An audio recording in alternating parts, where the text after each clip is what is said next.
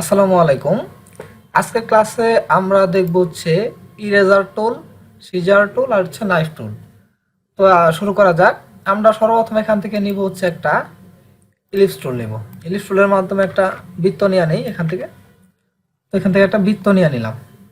এখান থেকে এটার কালারটা একটু চেঞ্জ করে দেই, এরকম থাকুক। এখান থেকে আমি এটার একটু বাড়াই দিলাম। ওকে, আর একটু বাড়াই দিই স্ট্রোকটা।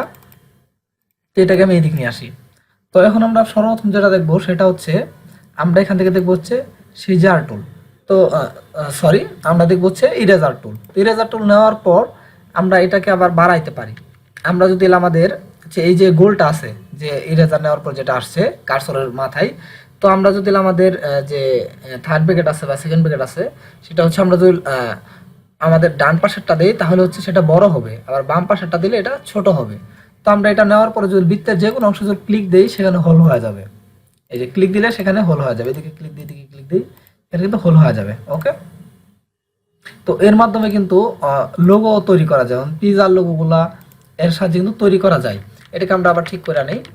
তারপর বিভিন্ন ধরনের সিম্পল লোগোগুলো এটার সাহায্যে তৈরি করা যায়। তারপর আইকন তৈরি করা যায়। তো আমরা এটাকে নেওয়ার পর আমরা কি করলাম, এই দিক দিয়ে যদি একটা ড্র্যাগ দিই এইভাবে, দেখি আমাদের কিন্তু পেপসির যে লোগোটা আছে এটার মতো হয়ে গেছে। এখানে একটা চেঞ্জ করে দেই একটু, আবার এখানে একটা চেঞ্জ করে দেই। ওকে, জাস্ট এটাই থাকুক।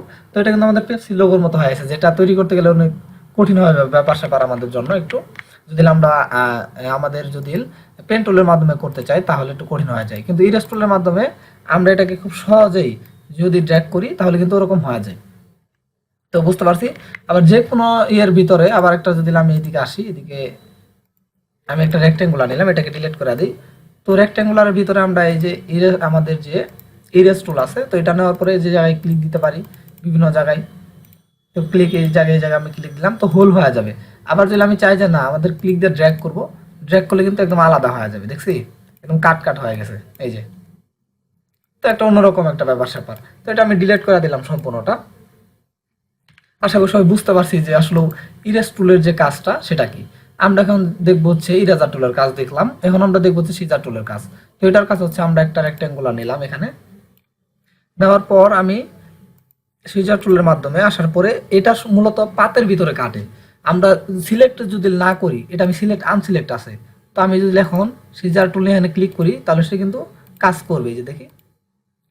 আবার বিভিন্ন সময় হচ্ছে আপনার এই যে পয়েন্টগুলো আছে মাঝখানের পয়েন্টগুলোতে নিবেন, একটু সাইডে শুধু ক্লিক দিতে হবে, আসে এইদিকে ক্লিক দিই। ওকে, এটা আবার ডিলিট করে দিই, ডিলিট করে দিতে পারি, কন্ট্রোল জেডে আসি। কিন্তু আমরা যেটা করবো সেটা হচ্ছে এটাকে সম্পূর্ণ সিলেক্ট করে নেব প্রথমে, সিলেক্ট করার পর তারপর আসবো, তাহলে আমাদের পাতগুলা দেখতে সুবিধা হবে এবং কাটতে সুবিধা হবে। ওকে, তো এরকম। তো এটা বাঘ বাঘ হয়ে যায়, পার্ট হয়ে গেছে, এইদিকে কিন্তু কেটে গেছে, এই যে দেখছি কেটে গেছে, কিন্তু আলাদা হয়ে গেছে। তো কন্ট্রোল জেড দিয়ে আবার ঠিক করি। তো এটা হচ্ছে আমাদের এইভাবে কাজ করবে। আমাদের সিজার টুলটা হচ্ছে আমাদের বিভিন্ন পাতের উপর কাজ করে, কিন্তু আমাদের এই যে মূল পাতের যে অ্যাঙ্কর পয়েন্টগুলো আছে পয়েন্টগুলোতে কিন্তু সে কাটবে না। এই যে পয়েন্টগুলোতে যদি ক্লিক দেই তাহলে কিন্তু সে কাটবে না। ওকে, পয়েন্টগুলোতে সে কোনোভাবেই কাটবে না। তো পয়েন্টের বাইরে আমাদের ক্লিক দিতে হবে। দেখি এই যে পয়েন্টের ভিতরে আমরা কখনোই ক্লিক দিব না। তো এটা কেটে দিই। এখন হচ্ছে আমরা যেটা করব সেটা হচ্ছে আমরা দেখব হচ্ছে নাইফ টুল। তো নাইফ টুলের কাজটা কি, একটা রেক্টেঙ্গুলার নিলাম।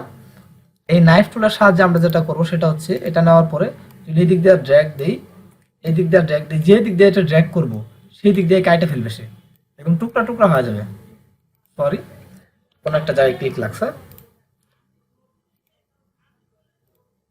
আমি কেটে দিই।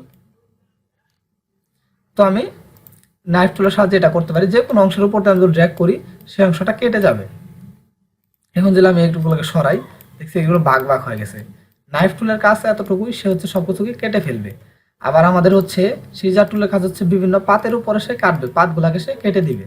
ওকে, এরকম। আবার আমাদের হচ্ছে